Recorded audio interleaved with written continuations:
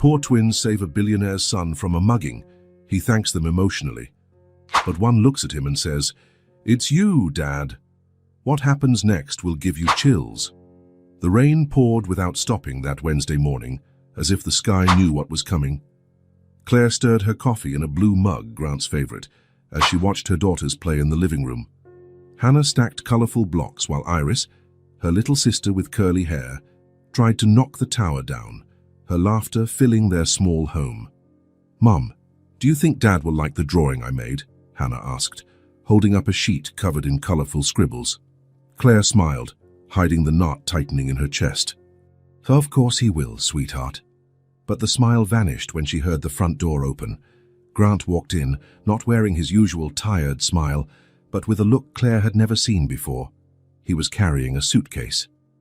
"We need to talk," he said, avoiding looking at the girls who ran toward him. "Daddy, Daddy!" they shouted in unison, clinging to his legs. Grant gently patted their heads and asked them to go play in the bedroom. Reluctantly, they obeyed, though not before Hannah placed her drawing in her father's hand. "What's going on?" Claire asked, her voice firmer than she felt. "I'm leaving, Claire." 3 words, just 3 words to shatter everything. "What do you mean you're leaving? Where to?" "Why?" Grant set the drawing on the table as if it were too heavy to carry. "Things aren't working between us, you know that." The floor seemed to disappear beneath Claire's feet. Over the past few months, she had noticed the growing distance, the late nights as the work excuses, but she never imagined it would come to this. Not working. "We have 2 4-year-old daughters, Grant. 2 girls who adore you." From the bedroom came the girls' innocent laughter, unaware of the storm devastating their lives at that very moment. "I can't do this anymore, Claire. I need to live my own life." Claire felt her blood boil. "Your own life? And what about Hannah and Iris? Aren't they part of your life?" He averted his gaze. "I met someone else, Claire." The words hit her like a slap. Someone else. Vanessa, from the office. Claire knew Vanessa. Young, beautiful, no children, no responsibilities. "You're leaving us," was for her. "I'm starting over, Claire. No ties, no obligations. I need this chance." "And your daughters? Are they just ties to you?" Grant picked up his suitcase. "I've decided I'll stop by my mother's house to pick up a few things, then I'll go to her apartment." "Look at your daughters before you leave. Have the courage to look at them." He hesitated for a moment, then walked to the door. "It's better this way, no goodbyes. They're little. They'll forget in time." The door closed, and with it, a part of Claire's life. For a few minutes she stood frozen, staring into nothingness, until Iris's voice brought her back. "Mommy, where's Daddy?" He had to go away, sweetheart, for work. "He didn't see my tower. I made it really tall." Claire swallowed the lump in her throat and forced a smile. "Let's take a photo and send it to him later. How about that?" That night was the longest of Claire's life. The girls asked about their father several times before bed. She made excuses, saying he had traveled for work. When they finally fell asleep, Claire cried until she had no more tears. The next morning, the phone rang. It was the landlord. Grant hadn't paid rent for the last 3 months, and they were being evicted. Claire was given 1 week to move out. "How could you do this, Grant?" she whispered to the empty apartment as she began packing the few belongings they had. 7 days later, Claire and the girls were on the street. She called Grant's mother, who hung up as soon as she heard who it was. She called friends, who offered their couch for a few days. But you know how it is, we don't really have space for kids. She called her own mother, who lived out of state and could barely support herself. Then Claire saw the advertisement. "Housekeeper needed, can live in the church's back quarters." The church was small, set back from the town center. Pastor Martin, an elderly man with white hair and a kind smile, showed her the little room out back. It was cramped, with just 1 bathroom, a small kitchenette, and a space that would serve as both bedroom and living room. "It's not much, but it's clean, and there's a playground for the girls right next to it," he said, pointing to a small play area beside the church. "It's perfect," Claire said, holding back tears. "When can I start?" "Tomorrow, if that works. And don't worry about the girls while you work. My wife loves children." That night, in her new, modest home, Claire made the girls' beds, Mattresses on the floor, but clean, with colorful sheets she bought with the last of her money. "Mommy, is this an adventure?" Hannah asked, looking around. "Yes, my love, a big adventure." "And will Daddy come on the adventure too?" Iris asked, her eyes shining with hope. Claire swallowed hard. "No, sweetheart. Daddy is on a different adventure now." "But he'll come back, right?" Claire hugged her daughters tightly. "It's just us three now, my little ones, and we'll be okay, I promise." In the days that followed, Claire established a routine. She woke early, made the girls breakfast, then dropped them off with Mrs. Martha, the pastor's wife, before cleaning the church. In the afternoons, she cleaned houses in the neighborhood. At night, she played with the girls, read stories, and cried silently after they fell asleep. Claire tried calling Grant several times in the first few weeks. She wanted to tell him the girls asked about him. She wanted to say they needed help, but his number no longer worked. One afternoon, while cleaning the Tavares family's house, she saw an open magazine on the table. In the social section, a photo caught her eye. Grant and Vanessa, smiling at a company event. The caption read, "The couple of the moment celebrates Grant Barrett's promotion to regional director." The cleaning rag slipped from her hands. He was doing well, he was happy, while she and the girls struggled to survive. One day, while Claire helped the girls get dressed for kindergarten, Hannah asked, "Mom, why doesn't Daddy call?" Claire took a deep breath. "Sometimes people need time, sweetheart. He doesn't love us anymore." Claire's heart ached. How to explain to a 4-year-old that her own father had abandoned them? "Your daddy. He's living his own life now. But that doesn't mean you're not special." "And he's never coming back?" Iris asked, her big eyes filling with tears. Claire hugged her daughters tightly. "I don't know, my love, but what I do know is that the three of us have each other. And that's very important."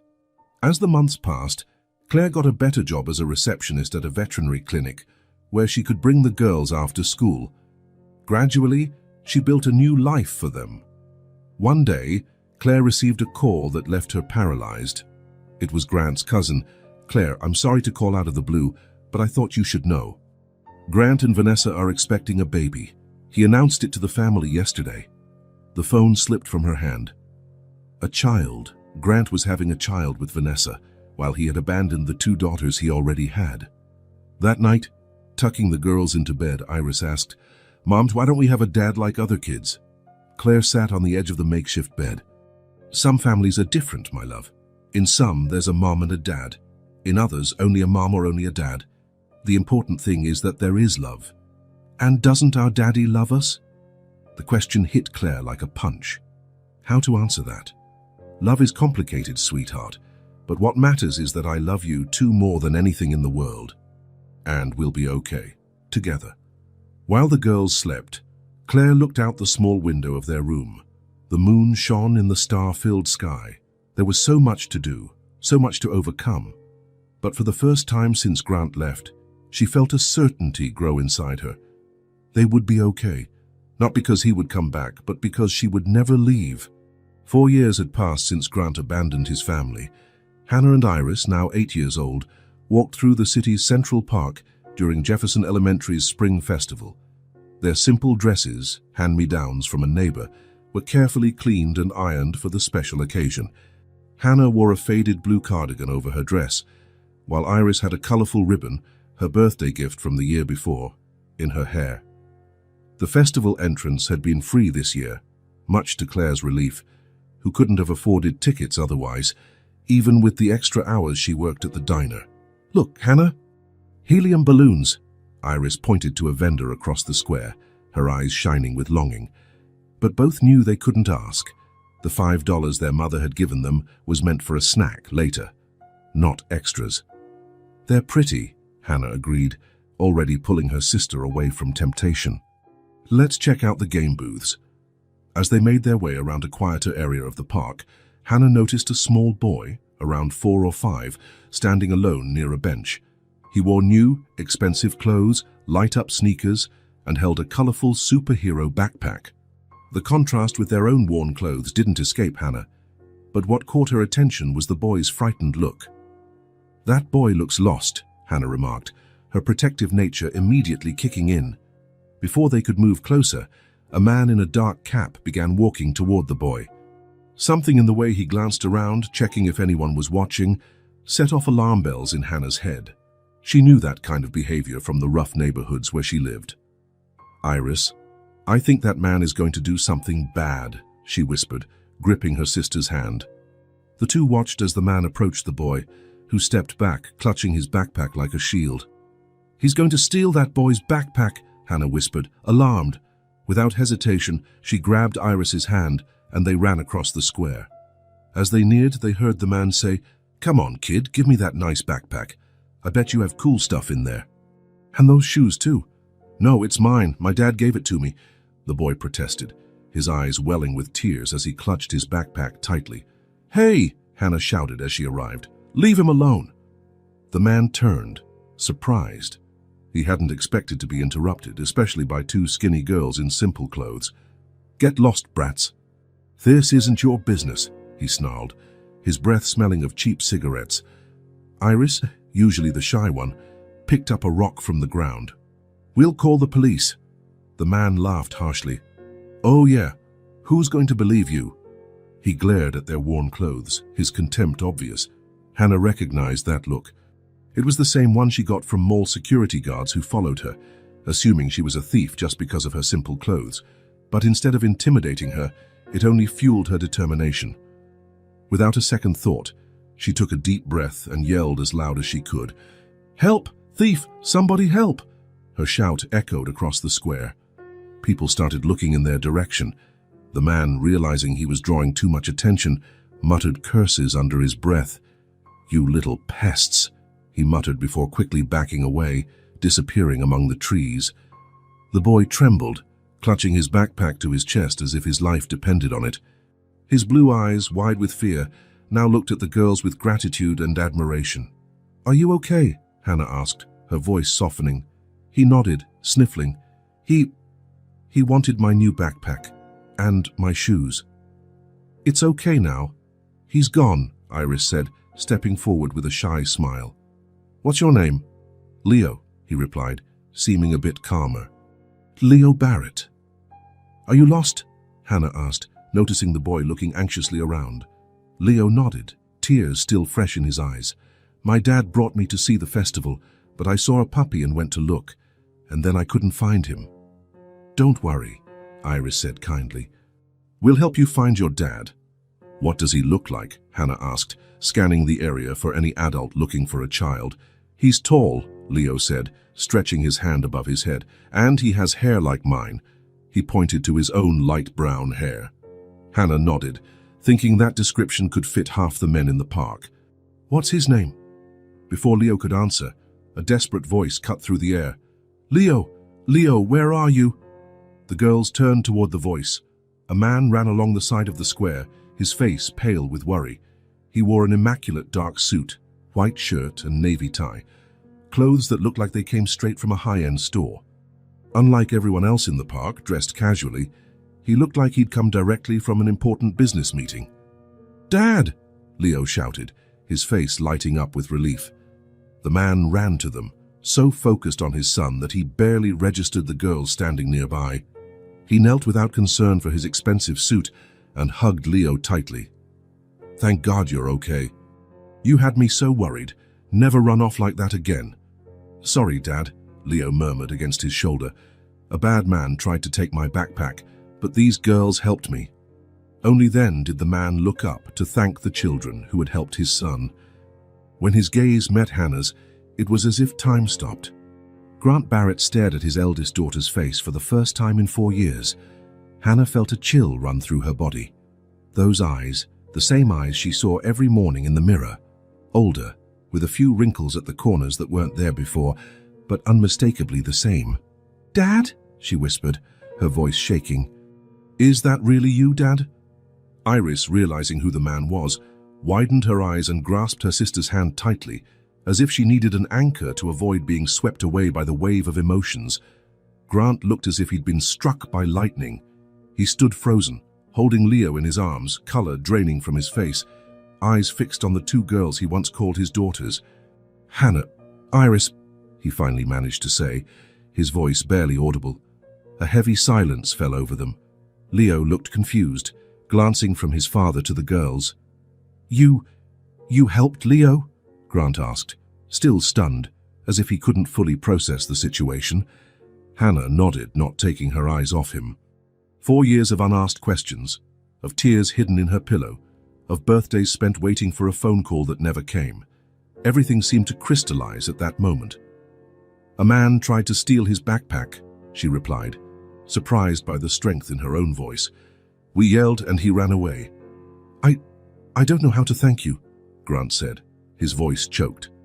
He looked at his daughters as if seeing ghosts, noticing every detail, their simple clothes, Hannah's patched cardigan, Iris's faded ribbon, their worn shoes. The contrast with his own expensive suit and Leo's immaculate outfit was striking. You've grown so much." 4 years is a long time," Hannah replied, with a maturity no child her age should have. Leo looked confused, glancing between his father and the girls. "Dad, why did they call you Dad?" Grant swallowed hard, still unable to take his eyes off his daughters. "Because—" He hesitated, clearly searching for the right words to explain the inexplicable to a 4-year-old.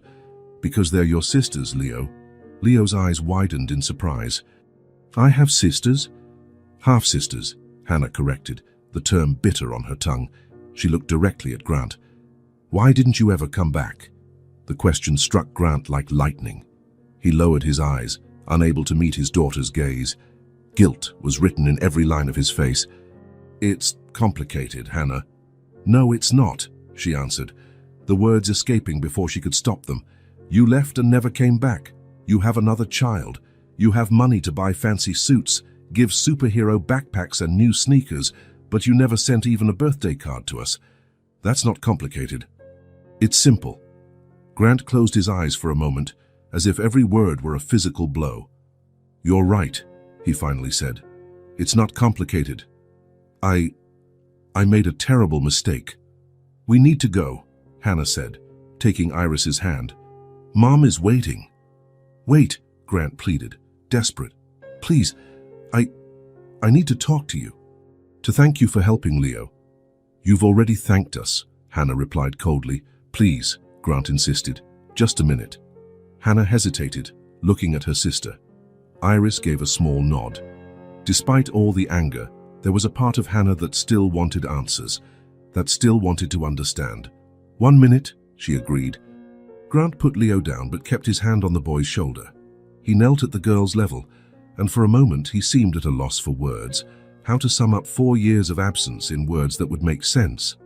"Hannah, Iris, you were very brave today. Not only for helping Leo, but for everything. I know I have no right to ask, but how are you? How is your mother?" "We're fine," Hannah replied curtly. "Mom works 2 jobs now. She's always tired but says everything is okay." Grant closed his eyes briefly, absorbing the blow. "Why didn't you ever call us? Not even on our birthdays?" Hannah asked, her voice trembling despite trying to sound strong. "I have no excuses," Grant responded. I was cowardly. I was selfish. There's no justification for what I did to you." Leo, still confused, tugged on the sleeve of his father's suit. "Are they really my sisters, Dad?" "They are, son. Your older sisters." "Why don't they live with us?" Leo asked, with the cruel innocence of children. "Because your father left us," Hannah answered before Grant could speak. "He chose another family." The words hung in the air like knives. Grant didn't try to deny or soften them. It was the raw truth, and everyone there knew it. "We need to go," Hannah repeated, pulling her sister's hand. "Goodbye, Dad." "Wait," Grant begged, desperate. Can I talk to you again? Please, let me try to fix things." Hannah looked at him for a long moment.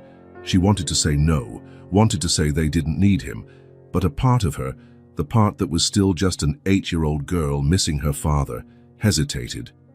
"Ask Mom," she finally said. It was the safe answer. She knew her mother would never allow it. The 2 girls turned and began walking back toward the main area of the festival. As they walked away, Hannah couldn't help but notice how the sun reflected on the expensive watch on Grant's wrist, how his suit looked perfectly tailored, how Leo held his superhero backpack that probably cost more than all the clothes Hannah and Iris owned together. "Hannah," Iris whispered as they walked, "was that really Dad?" "It was," Hannah replied, holding her sister's hand. "He looks different. He's rich now, Iris. He doesn't need us anymore." Iris was silent for a moment, taking in her sister's words. "The boy seemed nice." "Yeah," Hannah agreed, with a lump in her throat. "He did." Meanwhile, Grant stood frozen, watching his daughters walk away, two small figures hand in simple clothes and wounded dignity. "Dad, why did they call you Dad?" Leo asked again, his 4-year-old mind still trying to process the situation. Grant knelt down to be at eye level with his son. "Because before you were born, Leo, I was already their father. They are your sisters." "Why didn't you tell me?" Leo asked, surprised. Grant felt a lump in his throat. How to explain to a 4-year-old that he had abandoned 2 daughters? How to say he was a coward who ran from his responsibilities? Because sometimes adults make mistakes so big that they're ashamed to talk about them. "They don't have nice clothes like mine," Leo observed innocently. Grant felt as if he had been punched in the gut. The boy's simple observation highlighted the chasm between his children's lives. Leo, raised in comfort and privilege, Hannah and Iris, wearing second-hand clothes and counting coins. "No, they don't," Grant admitted, his voice thick. "Can we give them clothes?" Leo asked. Grant looked at his son, surprised by the child's simple generosity. "That would be nice, Leo. But it's more complicated than just giving clothes." "They are nice. They saved me from a bad man," Leo said. "Yes, they are," Grant confirmed, his voice choked. "They are more than I deserve. Can we see them again?" Grant looked toward the park, in the direction where his daughters had disappeared into the crowd. 2 small figures, hand in simple clothes and wounded dignity. "I hope so, son. I really hope so." As they walked back to the car, a late-model SUV parked in the park's reserved area, Grant couldn't stop thinking about the contrast. Leo's light-up shoes versus Hannah's worn shoes, Leo's new superhero backpack versus Hannah's patched cardigan, his own $4,000 suit versus Iris's simple hand-me-down dress. "Is that you, Dad?" Hannah's words echoed in his mind like an accusation.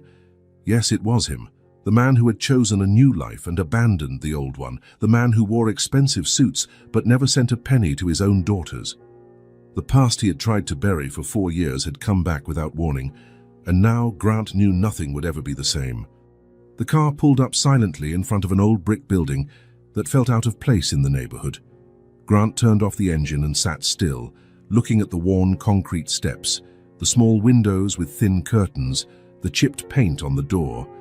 His fingers tapped nervously on the steering wheel. The address had been hard to find. He'd had to hire a private investigator, which made him feel even more guilty. In the passenger seat was a bag with children's books carefully chosen. He had spent hours in the bookstore trying to remember what Hannah and Iris liked. Would they still like the same things? 4 years was a long time, especially when children grow so fast. "You can do this," he muttered to himself, taking a deep breath. "You have to do this." The building had no intercom. Grant got out of the car, crossed the street, and climbed the worn steps to the 3rd floor. The stairwell smelled of mildew and cheap cleaning products. The hallway was narrow, with flickering fluorescent lights overhead. Apartment 3C. He stopped in front of the chipped wooden door with its crooked metal numbers. His heart pounded so loudly he could hear it in his ears. He raised his hand to knock, but hesitated. What if Claire wasn't home? And if she was, what if she didn't want to see him? What if the girls hated him completely? It didn't matter, he had to try. 3 soft knocks on the door. The sound seemed deafening in the silent hallway. For a moment, nothing happened. Then he heard movement inside the apartment, light footsteps. The door opened a few inches, held by the security chain. Claire stared at him through the gap, and for a moment, Grant saw the young woman he had fallen in love with years ago, but only for a moment. Her face looked thinner, with lines of fatigue around her eyes and mouth. Her hair, once always neat, was pulled back in a messy bun, strands escaping at the sides. She wore a diner uniform, as if she'd just come home from work. Her eyes widened in recognition, then narrowed. "What are you doing here?" she asked, her voice low and tense. Claire, he said, hating how his own voice sounded strange and formal. Can I talk to you, please? How did you find where we live? He hesitated. I hired someone to find out. Her expression hardened further. So you have money for that, but not for child support. The blow hit him hard. Grant swallowed. I deserve that. I deserve everything you want to say. Please, can we talk? Claire was silent for a few seconds, studying him. Finally, she closed the door, removed the chain, and reopened it fully. 5 minutes, she said, not moving to let him in. The girls are in their room. Grant nodded, grateful for at least that. I found Hannah and Iris at the park last week. They helped Leo when someone tried to rob him. I know, Claire said, folding her arms. They told me. I want to apologize, Claire, for what I did to you. To you all. Claire looked at him steadfastly, her eyes as hard as stone. You have no right to show up like this, she said, her voice trembling slightly with contained anger. You abandoned us, Grant. For 4 years. Without a word, without a penny, not even a birthday call for the girls. I know, he said, lowering his eyes. You know, do you really know? Her voice was cutting. Do you know what it's like to work 2 jobs and still barely pay rent? Do you know what it's like to see your daughters wearing charity clothes while you paraded around with your new child? Each word was like a knife. Grant knew he deserved all of it, and more. Claire, I was a coward, a horrible, selfish coward.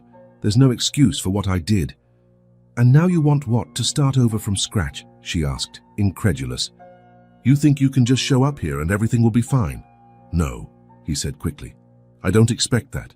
I know I don't deserve forgiveness. I just want to try to do something right. For the girls. Claire let out a bitter laugh. 4 years later, when they've already learned to live without you. Grant had no response. He handed over the bag of books. I brought these for them. Claire looked at the bag but didn't take it. They don't need your charity, they needed a father. The words hit Grant like a punch to the stomach. I know, he said, his voice thick. I failed you, completely. A movement at the back of the apartment caught his attention. For a brief moment, Grant glimpsed Hannah and Iris peeking from the hallway. When they realized he had seen them, they quickly backed away. Claire followed his gaze and sighed. You need to go. Claire, please. I want to do what's right. Help financially, at least.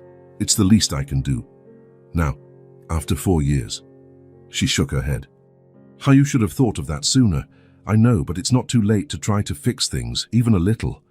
Claire studied him for a long moment. The girls don't need chaos in their lives. They've suffered enough. I understand, he said, resigned. Can I at least leave the books?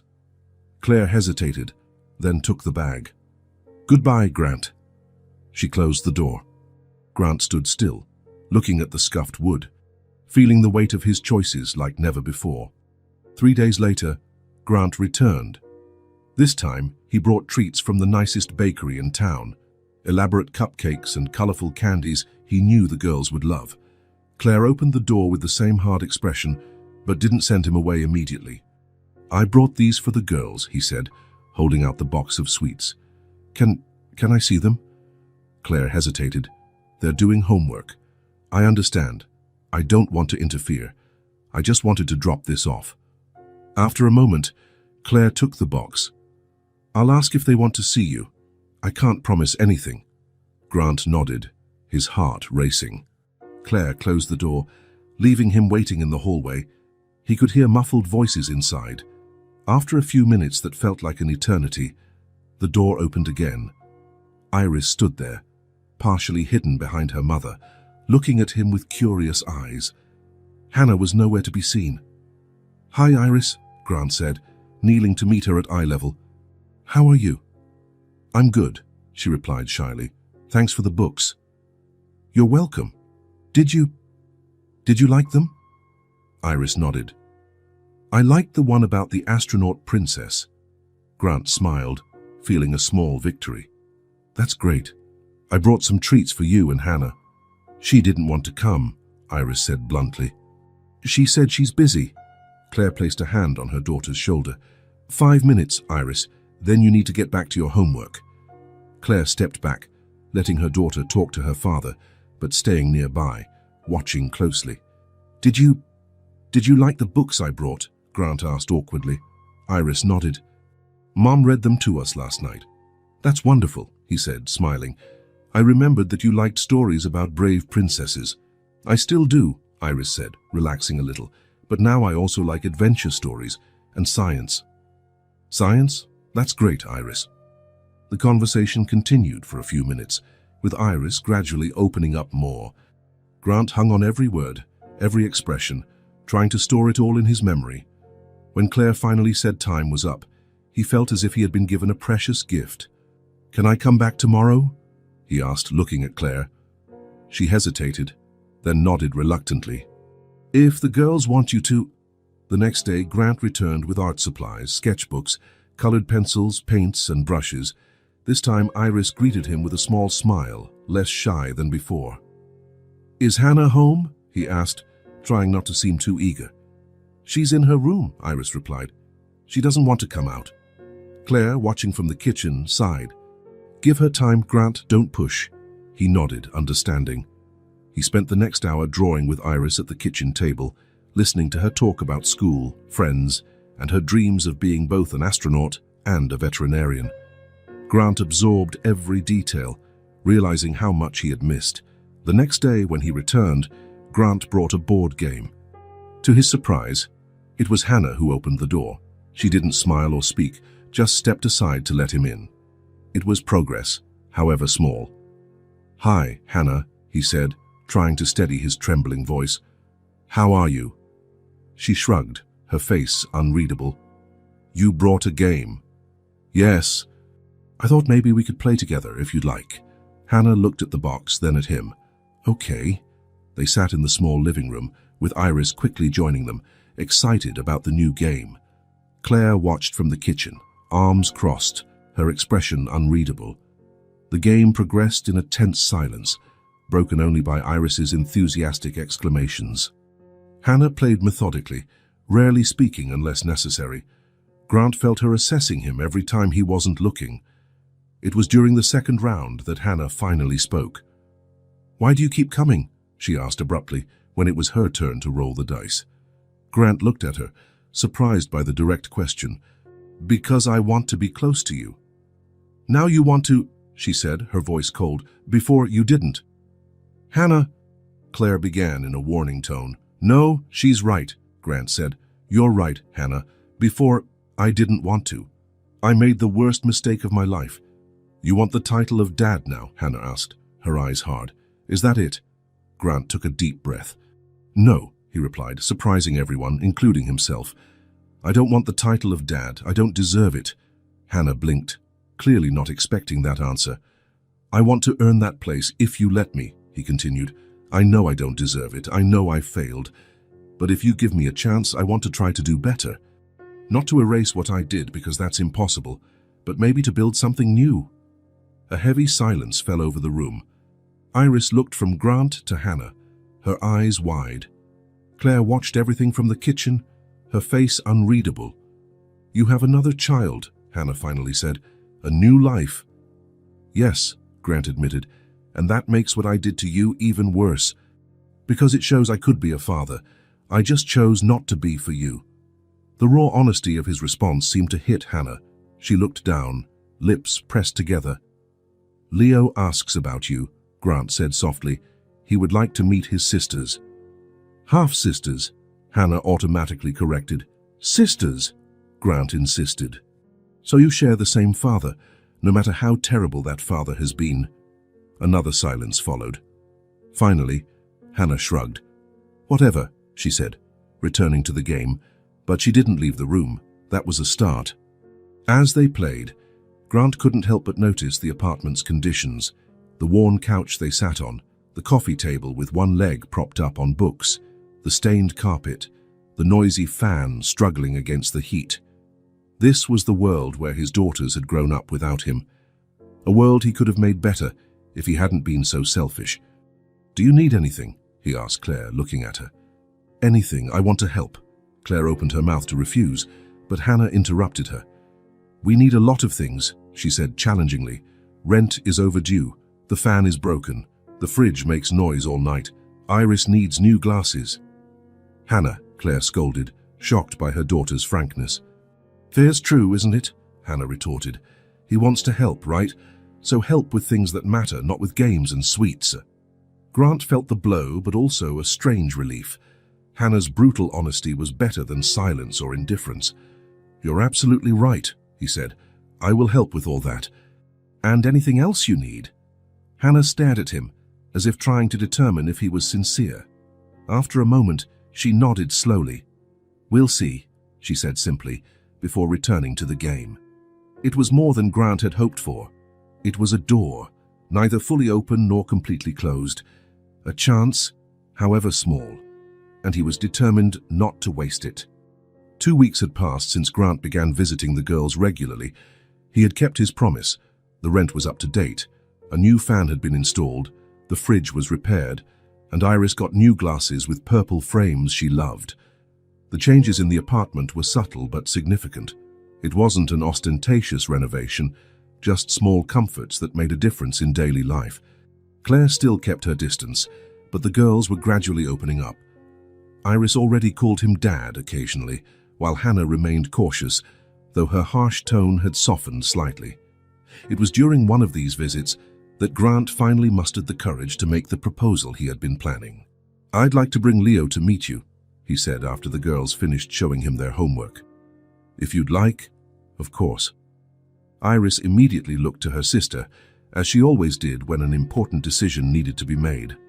Hannah kept her eyes on her workbook, pencil poised over the page. Why? She asked finally. Because he's your brother, Grant replied simply. And he really wants to meet you. He's been talking about you since that day in the park. Half-brother, Hannah automatically corrected, though without her usual harshness. How old is he? Iris asked, curious. 4, almost 5, Grant answered. Hannah finally lifted her gaze. Does he know about you? About what you did? Grant swallowed hard. Even now, Hannah's direct frankness disarmed him completely.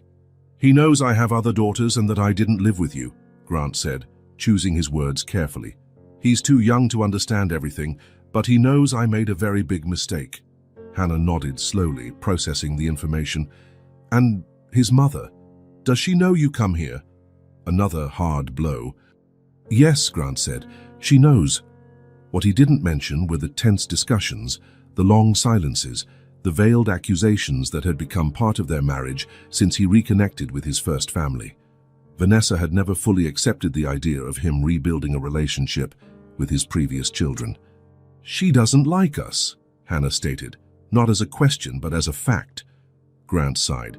She doesn't know you, Hannah. She's insecure about the whole situation. Because you abandoned us for her, Hannah finished, relentless in her logic.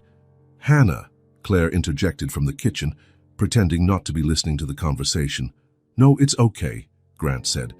She's right. It's complicated, but I won't lie to you, never again. A heavy silence hung in the room, broken only by the ticking of the newly repaired clock on the wall. I want to meet him, Iris said finally. He seemed nice. All eyes turned to Hannah. She shrugged in a gesture Grant was beginning to interpret, not as indifference, but as her way of processing complex emotions. Whatever, she said, as she returned to her homework. He can come. Grant felt a wave of relief and gratitude. Thank you. How about Saturday? We could go to the park, maybe get ice cream afterward. Okay, Hannah replied, still not looking up. But Grant noticed her shoulders were less tense, and there was a softness in her voice that hadn't been there before. Saturday arrived bright and mild, perfect for a trip to the park. Grant drove to Vanessa's house to pick up Leo, feeling a mix of anxiety and hope. When he rang the doorbell, he was greeted by an overexcited Leo holding a colorful drawing. Dad? I made this for my sisters, he exclaimed, holding out a sheet where 3 stick figures, a larger one and 2 smaller, held hands beneath a smiling sun. It's beautiful, champ, Grant said, his heart tightening at his son's innocence. I'm sure they'll love it. Vanessa appeared behind the boy, arms crossed, her face a carefully composed mask. She looked as polished as always, but Grant could see tension in her posture. "Bring his jacket," she instructed, not as a question but as an order. "It might get chilly later." "Of course," Grant agreed, grabbing the small blue jacket hanging by the door. "We won't be back late." "You said you'd take me to meet my sisters," Leo reminded him, tugging on his father's sleeve. Vanessa tensed visibly but maintained a forced smile. "Have fun, sweetie. Be good." "He always behaves," Grant said, trying to ease the tension. Vanessa only nodded before crouching to place a kiss on her son's forehead. "Mommy loves you," she said, as if she needed to remind him specifically today. "I love you too," Leo replied cheerfully, already tugging Grant toward the car. "Let's go, Dad. I want to see my sisters." During the drive, Leo didn't stop talking. He wanted to know everything about Hannah and Iris, their favorite colors, if they had pets, if they knew how to ride a bike. Grant answered as best he could, feeling sadness at how much he still didn't know about his own daughters. When they arrived at the building, Grant's hands were sweaty on the steering wheel. What if the girls didn't like Leo? What if Leo said something that hurt them in his 4-year-old innocence? What if all the fragile progress was lost in one afternoon? "Come on, Dad," Leo insisted, already trying to unbuckle his seatbelt. "Just a minute, champ," Grant said, turning to look Leo in the eyes. "Remember what we talked about? Your sisters might be a little shy at first." Leo nodded solemnly. "Because they don't know me yet. But they'll like me once they do, right?" Grant's heart clenched. "Of course they will. We just need to give them a bit of time, okay?" "Okay," Leo agreed, turning back to wrestle with his seatbelt. When they knocked on the apartment door, it was Claire who answered. Her gaze flicked briefly to Grant before resting on Leo. "Hello," she said, with a kindness that surprised Grant. "You must be Leo." Leo, suddenly shy, clung to his father's leg and nodded. "These are my sisters," he whispered, looking at the empty apartment behind Claire. "They're getting ready," Claire explained, opening the door wider. "Come in." Grant gently placed his hand on Leo's back and guided him inside. The apartment looked different today, cleaner, more organized, with a simple bouquet of flowers on the kitchen table. Claire had made an effort, Grant realized, feeling a surge of gratitude. "Hannah, Iris, they're here," Claire called out. There was a moment of silence, followed by the sound of a door opening. Hannah appeared first. Wearing jeans and a blue t-shirt, Grant recognized as one of the new clothes he had bought the previous week. Her hair was neatly styled, and she looked nervous, though she tried to hide it. Iris emerged right behind her in a simple yellow dress and her new purple glasses. Unlike her sister, she didn't try to hide her anxiety, fidgeting with her hands in front of her. For a moment, the three children just stared at each other, taking each other in. Then Leo mustered all his 4-year-old courage, took a step forward, and held out the drawing. "I made this for you," he said, his small voice determined. "It's us three." Iris was the first to step forward, adjusting her glasses to see the drawing better. "It's so pretty," she exclaimed genuinely. "You draw really well." Leo's face lit up at the praise. "Really?" "I practiced a lot." Hannah approached more slowly but looked at the drawing too. "Thank you," she said, her voice less certain than usual. "It's nice." "I have lots of toys in the car," Leo announced, now more confident. "Dad said I could bring them to play." Grant noticed the slight tension on Hannah's face when Leo called him Dad so naturally, but she recovered quickly. "Let's go to the park," Grant suggested. "It's a beautiful day out." Claire, watching the scene with an unreadable expression, nodded. "Good idea. Girls, grab your jackets." "I brought my jacket too," Leo proudly announced, showing the blue coat Grant was carrying. The walk to the nearby park was initially silent and awkward. Leo held tightly to Grant's hand, while Hannah and Iris walked a few steps ahead. Occasionally, Leo ran ahead to show his sisters something, an interesting leaf, a shiny rock, a snail on the path. It was when they reached the park that something began to change. There was a small playground with swings, slides, and a sandbox. Leo immediately perked up. "Can we play there?" he asked, pointing to the swings. "Of course," Grant said, "if the girls want to." "I do," Iris said quickly. Hannah shrugged but followed her sister. Grant sat on a nearby bench, watching as the three children headed toward the swings. Leo, too small to climb on by himself, looked at his older sisters expectantly. "Do you need help?" Hannah asked, surprising everyone, including herself. Leo nodded eagerly. Hannah hesitated for a moment, then stepped forward and lifted him onto the swing. "Hold on tight to the chains," she instructed, "like this." "Can you push me?" Leo asked, his eyes shining with excitement. Hannah glanced at Grant, then back at Leo. "Okay," she agreed, positioning herself behind the swing. "Hold on tight." She began to push him gently, and Leo's laughter soon filled the air. "Higher," he asked. "Higher, Hannah." It was the first time he used her name, and Grant noticed how Hannah's face softened when she heard it. She pushed a little harder, making Leo squeal with delight. Iris soon joined, swinging on the swing beside him and trying to go as high as her little legs allowed. "Look, Leo, I'm higher than you." "No, you're not," he protested, laughing. "Hannah, push me higher than Iris." "You two will fall if you go any higher," Hannah warned, but there was a smile forming at the corner of her mouth. Grant watched in awe. Something was happening, something he hadn't dared hope for so soon. A natural connection, as if the children recognized something familiar in one another, beyond the blood they shared. After the swings, Leo wanted to show how fast he could go down the slide like a big kid. Hannah and Iris stood ready at the bottom to catch him if needed, but he slid down on his own, shouting with joy. See how fast I am?" he asked, running back to the slide ladder after his fifth time. "Super fast," Iris confirmed, adjusting her glasses. "Like a rocket." "Do you want to see my toys now?" Leo asked, after climbing down once more. The girls agreed, and Grant walked over with the bag of toys he had brought from the car. Leo immediately began pulling out toy cars, action figures, and small plastic animals, arranging them on the grass. "This is Rex," he introduced, showing a green dinosaur. "He's the strongest of them all. And this is Captain Blue. He can fly and shoot laser beams from his eyes." Iris joined him on the ground, examining the toys with genuine interest. After a moment's hesitation, Hannah also sat down, though keeping a slight distance. "What does this one do?" she asked, pointing to a small robot. Leo's face lit up at the question. "That's Robo-Rex. He can turn into a car and also a plane. Watch." He demonstrated the transformation, and soon they were all involved in an elaborate story about robots and dinosaurs saving a city from evil aliens. Iris crafted dramatic dialogue, Leo made sound effects, and to Grant's surprise, Hannah took charge of the story, creating twists and clever solutions.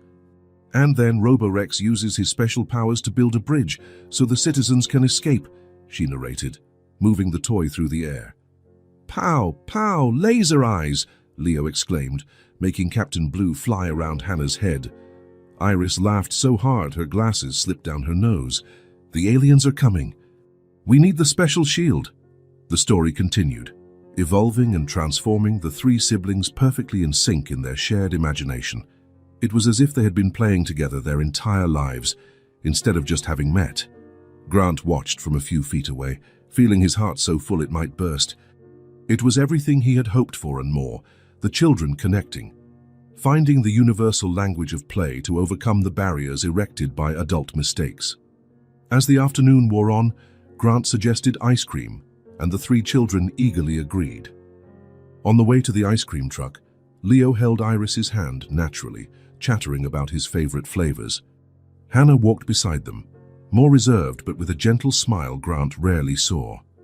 "They're getting along," he commented when he caught a moment alone with his eldest daughter. Hannah looked at Leo and Iris in front of them. "He's nice," she admitted. "It's not his fault what happened." Grant felt the weight of her words.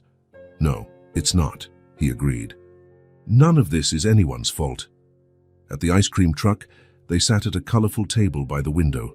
Leo, with his face already smeared with chocolate, excitedly recounted stories about his school and friends. Iris listened attentively, asking questions. Even Hannah seemed interested, gently correcting him when he said the wrong word. It was at that moment, watching the three, Hannah wiping a bit of ice cream from Leo's chin with a napkin, Iris showing how to make a pool of syrup on top of her scoop, Leo absorbing every word and gesture from his sisters, that Grant felt tears form in his eyes. He held them back, not wanting the children to notice, but the lump in his throat was impossible to swallow.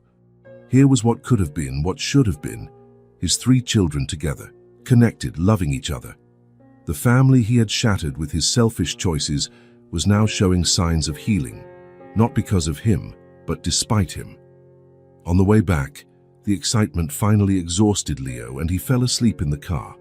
Hannah and Iris said goodbye to him with affection, promising to play again soon. "Can he come back next Saturday?" Iris asked when they got to the apartment. "If you want," Grant replied, looking to Hannah for confirmation.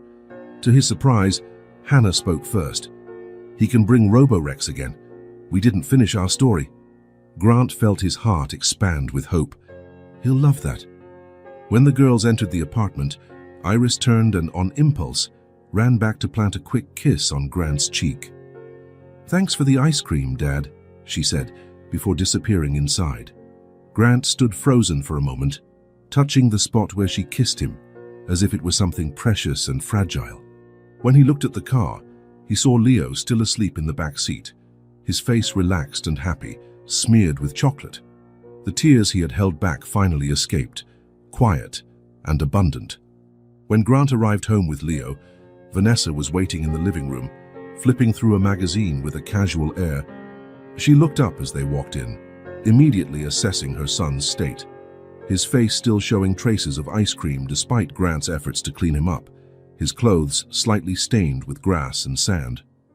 "Looks like someone had fun," she commented, her tone carefully neutral. "Mom," Leo exclaimed, running to her, "I met my sisters. They are super nice. Hannah is so smart and Iris has purple glasses, and they loved my drawing, and we played with aliens and dinosaurs and had ice cream and—" "Breathe, sweetie," Vanessa interrupted, smiling tightly as she smoothed her son's messy hair. "Sounds like you had a big day." "Best day ever," Leo declared emphatically. "Can I see them again next Saturday?" "I promised to bring Roborex because we didn't finish our story and—" "We'll see," Vanessa cut in. "Right now, how about a bath? You're covered in, well, park." "I'll help," Grant offered quickly. "That's not necessary," Vanessa replied, already guiding Leo toward the stairs. "Take these toys upstairs, please." Grant nodded, picking up the bag of toys Leo had dropped at the entrance. As he climbed the stairs, he could hear his son's animated voice recounting every detail of the afternoon to his mother. Later, after Leo finally fell asleep, still talking about his sisters until the very last moment, Grant found Vanessa in the kitchen, holding a glass of red wine, her face a mask of studied calm. "He had fun," she said without looking at Grant. "We all had fun," he replied, keeping his voice low. "The girls loved him." Vanessa took a long sip of wine before finally looking at her husband. "He hasn't stopped talking about them. Not for a minute." Grant didn't know what to say, so he just nodded. "Will this continue? These meetings?" "If the children want to, yes," Grant replied, trying to keep his voice gentle but steady. "They're siblings, Vanessa." She put the glass down on the table harder than necessary, almost spilling the wine. "You chose me." The accusation caught him off guard. "What?" "No, never." "No? For the past weeks you've barely been home. You're always there with them." "I'm trying to fix what I broke," Grant explained, suddenly exhausted. "I'm not choosing anyone. I just want all my children to be part of my life. And us, what about us? You are my family too," he said, frustrated. "Why does it have to be one or the other?" Vanessa let out a bitter laugh. "Because that's what you chose 4 years ago, wasn't it? One or the other?" The words hit Grant like a punch. She was right, of course. He had made exactly that choice, abandoning Claire and the girls to be with Vanessa. "I was wrong," he said after a long silence. "Terribly wrong. And I spent 4 years pretending I wasn't. I can't do that anymore." "Then is that it?" she asked, eyes shining with tears of anger. "You're going to abandon us now, is it our turn?" "No, it's not like that," Grant protested. "Why can't you understand I don't want to abandon anyone?" Vanessa stood, leaving her half-full glass on the table. "If this continues, if you stay divided like this, I will leave. I will take Leo and start over. I'm not going to wait for you to decide which family you prefer." She left the kitchen before Grant could respond, leaving him alone with the ultimatum hanging in the air like a storm cloud. Grant sank into a chair, running his hands over his face. The joy he had felt a few hours earlier, seeing his 3 children playing together, was now stained by fear. He couldn't lose Leo, but he also wouldn't abandon Hannah and Iris again. Vanessa's question echoed in his mind. What will happen when you get tired of this too? It was a legitimate fear, Grant realized, based on his own past actions. He had proven he was the kind of man who abandoned one family for something new, something easier. How could he blame her for fearing he would do it again? But he had changed, or was changing. The man who had felt his heart overflow watching his 3 children together was not the same man who had abandoned 2 little girls 4 years ago. At least, he hoped he wasn't. The house was silent in a way Grant had never experienced before. It wasn't just the absence of sound, it was the absence of life. The absence of Leo running through the halls, his little feet making that distinctive sound on the wooden floor. The absence of laughter, scattered toys, colorful drawings on the refrigerator. Grant walked slowly through his son's room, brushing his fingers over the furniture, as if he could capture some trace of the boy's presence. The bed was neatly made, not by Vanessa before leaving, but by Grant himself, in a pathetic attempt to maintain some order in his crumbling world. Leo's favorite teddy bear was gone, as were most of his clothes and favorite toys, but traces of him remained everywhere. The dinosaur poster on the wall, the rocket-shaped lamp, crayon marks on the desk. It had happened 3 days ago. Grant had come home from work to find Vanessa sitting in the living room, surrounded by suitcases. Leo was in her lap, his eyes red as if he had been crying. "What's going on?" he asked, though he already knew the answer. "You made your choice," Vanessa replied, her voice calm but firm. "I made mine." "Vanessa, please. We don't have to do this." "We do," she said, standing and adjusting Leo in her arms. "I meant it when I said I wouldn't wait for you to decide which family you preferred." "I'm not choosing," Grant protested. "I'm trying to be a father to all my children. A part-time father to everyone instead of a full-time father to your own son," she retorted. "It's not fair to Leo." "Dad," Leo called, stretching out his arms to Grant, his lower lip trembling. "I don't want to go." Grant scooped him up, hugging him tightly, feeling the little body tremble against his chest. "It'll be okay, champ," he whispered, though he knew it was a lie. "Daddy will always be near." "Always? Even when I'm at Grandma's house?" Leo asked between sobs. Grant glanced at Vanessa. "We're going to Grandma's house in Portland," she explained. "I already accepted a transfer at work." "Portland, across the country?" The information hit Grant like a physical blow. "You can't do this," he said, his voice low so Leo wouldn't sense the desperation. "You can't just take my son away like that." "I can," Vanessa replied, handing Leo back to him. "Check with your lawyer if you want, but I have primary custody. You can visit, of course." "Vanessa, please, let's talk about it. We can find a solution." "We already have," she said, placing Leo on the floor and taking his hand. "The suitcases are in the car. The flight leaves in 3 hours. 3 hours, Grant repeated incredulously.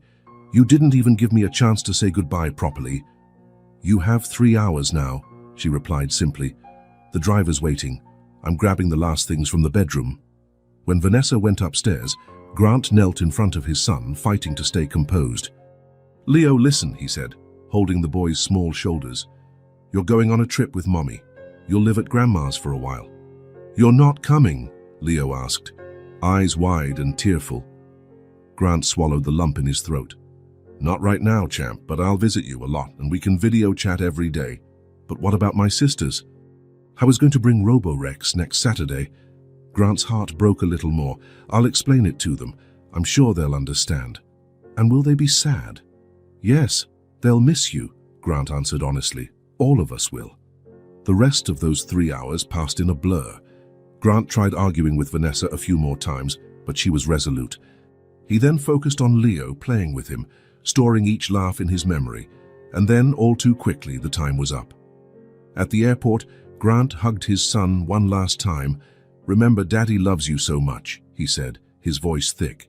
"More than anything in the world." "More than the stars?" Leo asked, playing their favorite game. "More than all the stars in the universe," Grant confirmed. "And I'll call you tomorrow as soon as you get there, okay?" Leo nodded, rubbing his eyes. "Promise you'll visit soon." "I promise," Grant said, knowing he would move heaven and earth to keep that promise. And then they were gone, Vanessa leading Leo through the departure gates, the boy looking back one last time, waving. Grant stood, waving back until he could no longer see them. Now, 3 days later, the house still felt like a mausoleum. Grant had slept poorly, eaten little, and spent most of his time talking to lawyers. The news was not good. As Vanessa had said, she had primary custody. He could fight, but it would be difficult. His phone rang, pulling him from dark thoughts. It was Iris. Grant had explained the situation to the girls the day before in a simplified way, saying only that Leo had moved with his mom to another city. They had looked visibly disappointed. "Hello," he answered, trying to sound more upbeat than he felt. "Dad?" Iris's voice was hesitant. "Are you still coming today, to my recital?" The recital. Grant had promised to attend Iris's performance at school, her first solo in the children's choir. With everything happening, he almost forgot. "Of course I am, Princess," he assured her quickly. "I wouldn't miss it for anything. Really, because it's okay if you can't. Mom said you're sad because Leo left." Grant felt a wave of gratitude toward Claire, who apparently had explained the situation gently. "Yes, I am sad," he admitted. "But that won't stop me from seeing you sing. I'll be in the front row." "Promise?" "I promise." "What time does it start again?" "At 6, Iris replied, sounding more cheerful. "Don't be late. My song is third." "I'll be there at 5:30, Grant guaranteed, "with flowers." After hanging up, Grant checked the clock.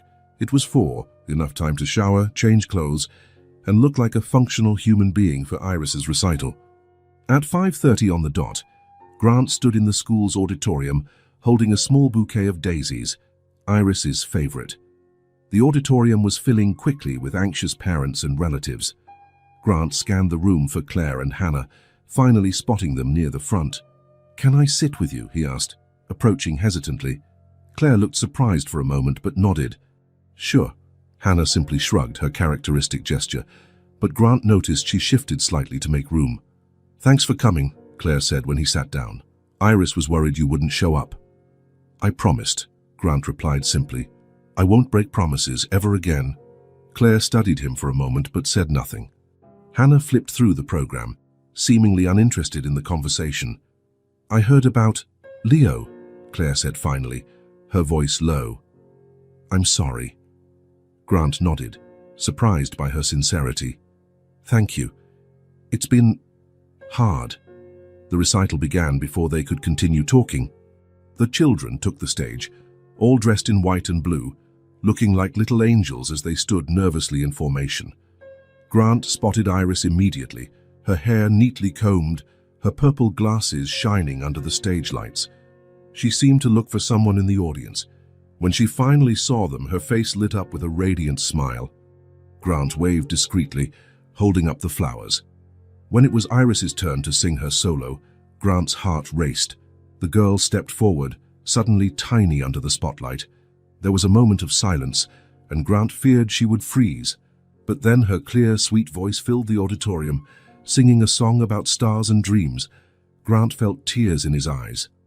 The lyrics, about looking at the sky and knowing the same stars shine for everyone, no matter how far apart they are, seemed especially meaningful now. He thought of Leo, on the other side of the country, perhaps looking at the same stars tonight. Next to him, he noticed Claire was also emotional, discreetly wiping away a tear. Even Hannah seemed proud, a small smile on her lips as she watched her sister. When the recital ended amid applause, the children were released to find their families. Iris ran toward them, her eyes glowing with excitement. "You came!" she exclaimed, throwing her arms around Grant. "I promised, didn't I?" he said, handing her the flowers. "You were amazing, Iris. Best voice in the whole choir." "I agree," Claire said, embracing her daughter. "We're so proud." "You didn't miss a single note," Hannah added, her compliment more reserved but sincere. "Can I call Leo and tell him?" Iris asked, looking at Grant. "He wanted to come see me sing." Grant felt a tug at his heart. "Of course, sweetheart. I'm sure he'll love hearing how you did." On their way out of the auditorium, Grant suggested, "How about ice cream to celebrate?" Iris immediately looked at her mother, waiting for approval. To Grant's surprise, Claire nodded. "I think our star deserves a celebration." The ice cream shop near the school was crowded with other families had the same idea, but they found a table in the corner. The girls chose extravagant flavors with colorful toppings, while the adults opted for simpler options. As Iris enthusiastically recounted behind-the-scenes details of the recital, and Hannah corrected some minor point, Grant watched the three of them. There was an ease among them, a bond forged by years of mutual trust. Claire was an amazing mother. She always had been. She had raised two extraordinary girls practically on her own, and Grant felt both pride and shame because of that. When the girls went to look more closely at the topping display, Grant seized the moment to talk privately with Claire. "Thank you for letting me be part of this," he said. "It means so much." Claire studied him for a moment. "You seem different," she observed. "Different how?" "I don't know how to explain it. More present, maybe." Grant nodded slowly. "I think I am. I understand better now what matters." Claire hesitated, stirring her melting ice cream. "Will you stop now?" she asked quietly, so the girls wouldn't hear. "Now that Leo is gone?" The question caught him off guard, though it shouldn't have. It was a legitimate concern. He had shown himself to be the kind of man who gives up when things get hard. "No," he replied firmly, "because now I know what losing a child means." Claire met his gaze. There was something new in her eyes. No forgiveness, not yet, but perhaps understanding. "I will never abandon you," Grant continued. "Even if you never fully trust me again, even if Hannah never forgives me completely, I will be here. Always." "What happened?" Claire asked. "With Vanessa and Leo, why did she take him?" Grant took a deep breath. "She gave me an ultimatum. She said she wouldn't wait for me to decide which family I preferred, that if I stayed divided like this, she would leave. And you chose not to choose." "I chose to be a father to all my children," Grant corrected. "She couldn't accept that."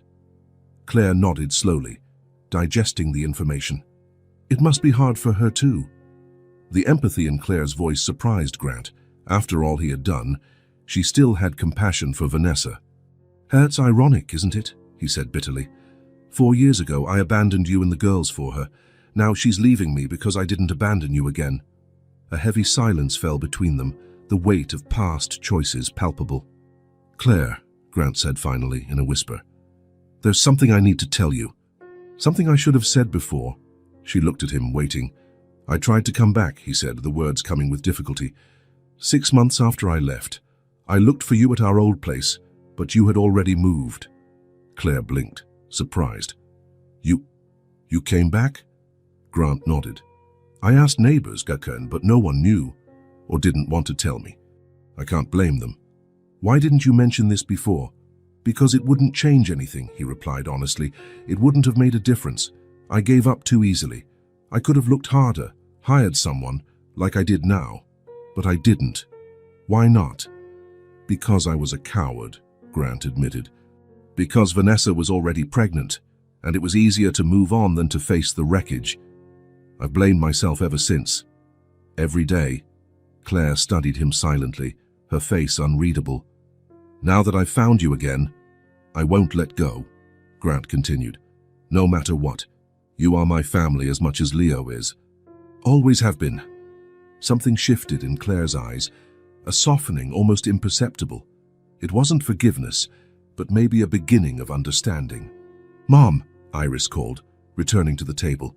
"Can I call Leo now? I want to tell him about the recital." Claire looked at Grant, a silent question in her eyes.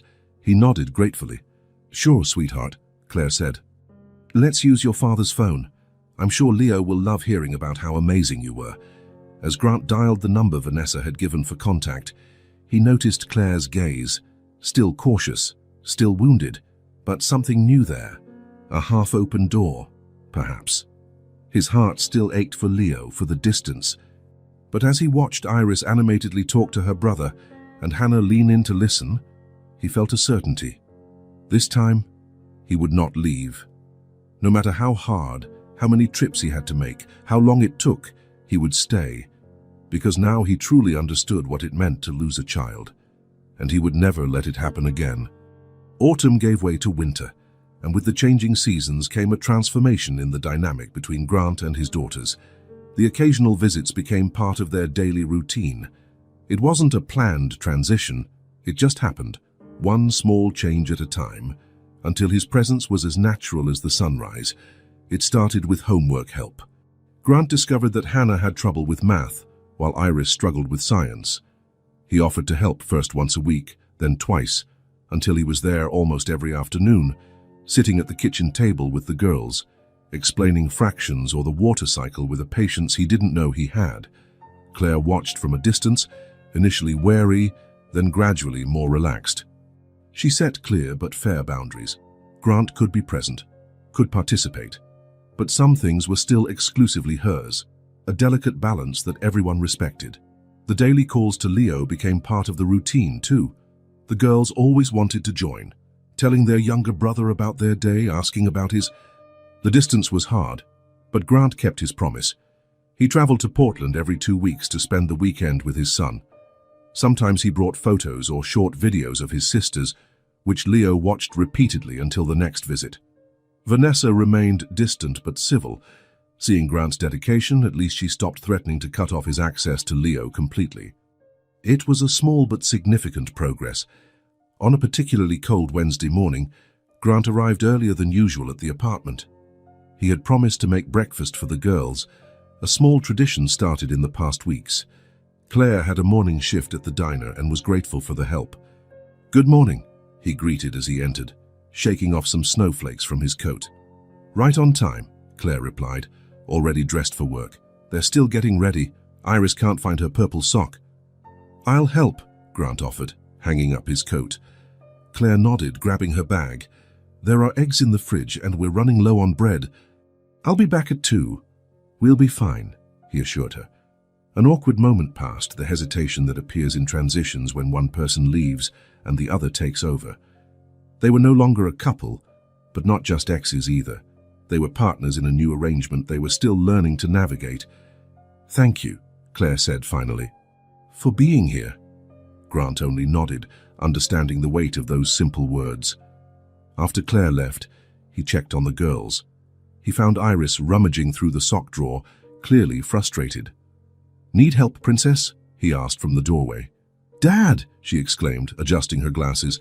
"I can't find my purple sock. The one with stars." Let's see," Grant said, pretending to think deeply. "Have you looked under the bed?" Iris's eyes widened. "Not yet. You think it's there? There's only one way to find out." Together, they bent down to look under the bed. To Iris's delight, there was the sock, along with a few colored pencils and a forgotten book. "How did you know?" she asked, amazed. Grant smiled. "Dad magic." Hannah appeared in the doorway, already dressed and ready, watching the scene with a softened expression that was becoming common. "Breakfast in 10 minutes, Grant announced. "I'm making pancakes." "With chocolate chips?" Iris asked hopefully. "If you promise not to tell your mum," he whispered conspiratorially. "She'll know anyway," Hannah said pragmatically. "Iris gets hyper when she eats chocolate." Grant laughed. "Then we'll do half with chocolate, half plain. A compromise." In the kitchen, as he prepared the batter, Grant listened to the girls talking. Moments like this, simple, everyday, became precious. Every fragment of normalcy was a treasure. The pancakes were a hit. Grant had perfected the recipe, learning exactly how each girl liked hers. For Iris, thinner with syrup. For Hannah, thicker with just a touch of sugar. "Dad," Iris said between bites, "will you pick us up from school today?" "Of course," he replied. And then we can stop by the library to return those books if you want. We need to finish our science project too, Hannah reminded him. It's due Friday. Grant nodded. I bought the materials we were missing. They're in the car. As they ate, they talked about the day, the last call with Leo, and the school project. It was a normal conversation, the kind families have every morning. For Grant, it was extraordinary because of its ordinariness. After they finished, he helped pack their backpacks, checked homework, found Hannah's lost glove, and adjusted Iris's scarf. You're going to be late, he observed. Let's take the car today. On the way, Iris talked about an astronomy book, while Hannah gazed out the window, silent but attentive. Grant watched them in the rearview mirror, feeling a wave of gratitude so intense it almost hurt. When they arrived, he parked and turned to look at them. Have a great day, he said, as he did every morning. I'll be here at 3 to pick you up. Promise? Iris asked, a habit she hadn't yet dropped. I promise, Grant said seriously. I'll never make you wait. Iris smiled and stepped out of the car after giving her father a quick kiss on the cheek. Hannah followed, but paused a moment before getting out. You're different, she observed, not for the first time. How am I different? Grant asked. Hannah shrugged, a gesture that now held less indifference and more reflection. Just different, more present. Grant nodded. I missed you so much for years, Hannah, even when I pretended I didn't. She studied him with discerning eyes that seemed to see right through him. Now that I'm back, he continued, you'll have the best of me. Not just what's left after work, the best. Hannah was silent for a long moment. Then, to Grant's surprise, she reached out and briefly touched his hand. You're starting, she said simply. Keep going.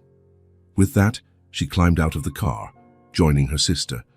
The two walked together toward the school gate, Iris skipping, Hannah in a more measured stride.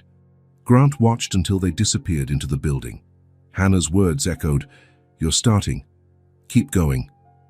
It wasn't forgiveness. It wasn't forgetting. It was something just as valuable. Acknowledgement. An acknowledgement that, despite the past, he was on the right path now. On the drive to work, Grant thought about all the stories he would read at night, the homework he would help with, the meals they would prepare together. He thought about his next visit to Leo, the photos he would take to show the girls. He thought about Claire's expression earlier, no longer bitter or resentful, but cautiously hopeful. You're starting. Keep going. He intended to do exactly that. Keep going, one day at a time, one story at a time, one homework session at a time, building, brick by brick, the father his daughters deserved. The routine Grant had established with Hannah and Iris solidified with every day. Pancake mornings, homework afternoons, bedtime stories, these small traditions became anchors. At the same time, the daily calls with Leo continued, though Grant noticed a growing sadness in his son's voice despite his best efforts to sound cheerful. It was a difficult balance, being there for his daughters in one city and his son in another. The bi-weekly trips to Portland were exhausting but necessary. Grant rearranged his schedule, drove as much as he could on Friday nights, slept in cheap motels along the way, anything to maximize his time with Leo on weekends. One Thursday night, while preparing dinner for the girls, the phone rang. It was Vanessa. Grant wasn't used to hearing from her outside their arranged times. Hello, he answered, worry tightening in his chest. Is everything okay? Is Leo all right? There was a moment of silence, followed by a heavy sigh. Physically, yes, Vanessa finally replied, her voice sounding unusually vulnerable. Emotionally, I don't know what to do anymore, Grant. Grant signaled to Hannah to take over the salad and stepped into the hallway. What happened? He asked, his heart racing. Leo only talks about you and his sisters, Vanessa said, her voice cracking slightly. All the time. At school, at home, even in the bath. He cries every night, asking to come back home. Grant closed his eyes, feeling a mix of pain and relief. Pain for his son's suffering, relief that he wasn't the only one missing him. I've tried everything, Vanessa continued. Activities, new toys, even a therapist. Nothing works, he just won't adjust here. What do you want me to do? Grant asked carefully. Another long sigh. I think you need to come. Not on your scheduled weekend, but now. He needs to see you. I can catch a flight tomorrow morning, Grant replied immediately. I'll be there early afternoon. Thank you, Vanessa said, and Grant realized she was crying softly. I know it's not easy for you either. After hanging up, Grant returned to the kitchen where Hannah and Iris watched him with concerned expressions. It's Leo, Iris asked, always intuitive. Is he sick? No, Princess, he's not sick, Grant said, sitting down. But he's very sad and misses you. I need to go see him tomorrow. But tomorrow you are going to take us to the movies, Hannah reminded him, her voice neutral but her eyes showing disappointment. I know, and I'm so sorry, Grant said. I promise I'll make it up when I get back, but right now Leo needs me. To his surprise, it was Hannah who nodded first. Okay, we understand. Can we make a drawing for you to take to him? Iris asked, already grabbing pencils. Grant felt pride and gratitude for his daughters. That would be perfect. Later that night, after the girls went to bed, Grant explained the situation to Claire. To his relief, she was understanding. Go, she said simply. He needs you. Thank you, Grant replied. I'll try to be back Sunday night. Claire studied him for a moment. It's not easy, is it, being a father in 2 cities? No, he admitted, but it's what I have to do. She nodded, newfound understanding in her eyes. The girls will be fine. Go take care of your son. The flight to Portland the next day felt endless. Grant could barely work on his laptop. In his bag, he carried the drawings made by Hannah and Iris, a little bridge between siblings. When he finally arrived at Vanessa's mother's house, a well-kept old home in a Portland suburb, his heart pounded. Vanessa greeted him, looking tired but relieved. He doesn't know you're coming, she explained as she led him inside. I thought it would be a surprise. Where is he? Grant asked, anxious. In the backyard, playing. Grant followed Vanessa to the back deck. There, in the fenced yard, was Leo, sitting on a swing, his feet dragging on the ground without actually swinging. The sight broke Grant's heart. Leo, Vanessa called softly. Look who came to see you. The boy turned slowly until his eyes landed on Grant.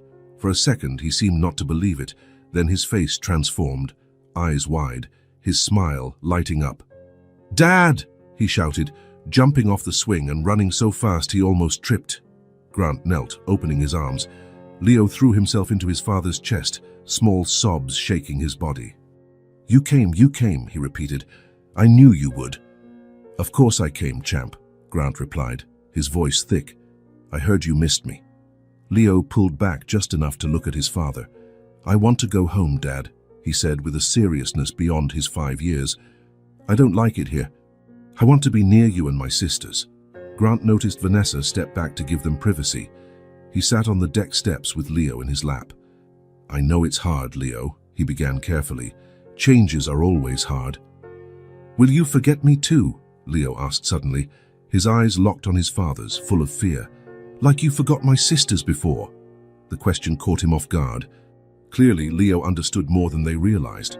Grant took a deep breath and held his son's shoulders, looking him in the eyes. Never, he replied with conviction. I will never forget you, Leo. Never. Your mom and I aren't together anymore, but you are my son. That never changes. Even if I live far away. Even if I live far away, Grant confirmed. Look, I know it's hard to understand now, but sometimes adults have to live in different places. It doesn't change how much I love you. But I want to live near you, Leo insisted, tears starting again, and near my sisters. I know, champ, Grant said, holding him tight. And we'll find a way to be closer, I promise. But for now, whenever you feel lonely, you can call me any time or day or night, and I'll keep coming to see you as much as I can.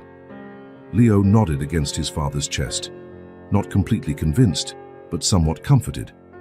I have a surprise for you, Grant said, reaching into his bag. Hannah and Iris sent these. Leo's eyes lit up when he saw the drawings. One by Iris was full of stars and planets, with 3 figures holding hands under a big sun.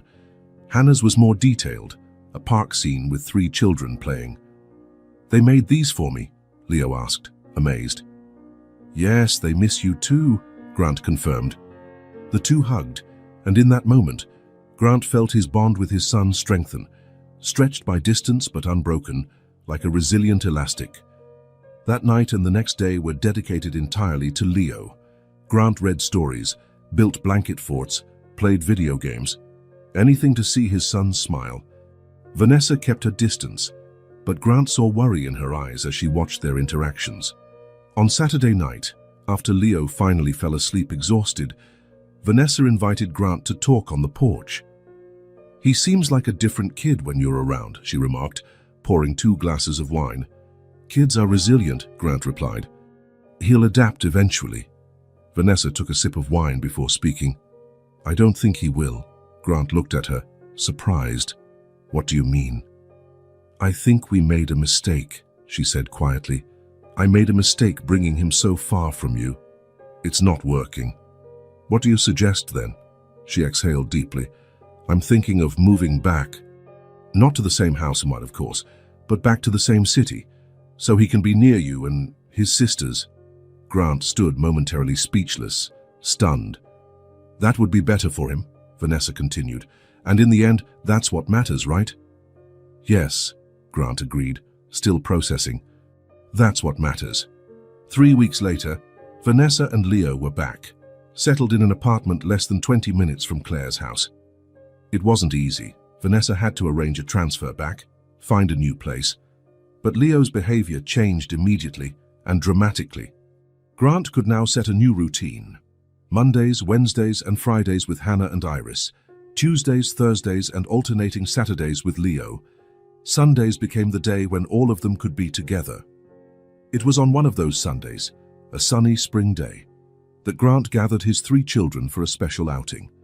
They started in the park, where Leo proudly showed his sisters how he could ride a bike without training wheels, a new skill he had practiced with Grant over the previous weeks. "Look, Hannah, look, Iris!" he shouted, pedaling in ever wider circles. "I'm as fast as a rocket." "Great job, Leo," Iris encouraged energetically. Even Hannah seemed genuinely impressed. "You learned quickly," she commented. Soon the girls jumped on their own bikes, gifts from Grant the month before, and the 3 of them raced along the paved trails, Hannah in front, Leo in the middle, and Iris behind. Grant jogged alongside them, marveling at the sight of his 3 kids together, laughing and calling out to each other. After biking, they went for ice cream, a Sunday tradition. Each had their favorite flavor: chocolate for Leo, strawberry for Iris, and vanilla with caramel drizzle for Hannah. At the ice cream shop, Grant noticed a familiar figure watching through the window. Claire stood outside as if passing by, but her eyes were fixed on the children. There was something different in her gaze, a softness, an acceptance that hadn't been there before. Grant gestured for her to join them, and to his surprise, she came inside. "Mom!" Iris exclaimed gleefully. "Want some ice cream too?" "No, thank you, sweetie," Claire replied, sitting at the edge of the table. "I just wanted to see how you all were." "We're having the best day," Leo declared, his face covered in chocolate. "I rode my bike and now we're having ice cream." Claire smiled, a genuine smile that lit up her face. "I can see that." As the children chatted happily, Claire and Grant exchanged a look. "They're happy," she said softly. Grant nodded, feeling a deep sense of gratitude. "And so am I. I'll never fail them again." It was a promise, to Claire and to himself, a promise he intended to keep for the rest of his life. When they finished their ice cream, the children ran outside, eager to continue their adventures for the day. On the walk back to the car, Grant watched as Hannah instinctively held Leo's hand to cross the street, while Iris clung happily to his arm, chattering about where they should go next. Claire walked a bit behind, watching the 4 of them. For a moment, Grant feared seeing pain or regret in her eyes. Instead, he saw something that looked very much like peace. The family they were now was not conventional. It was patched together, stitched from broken pieces, united by new and better choices.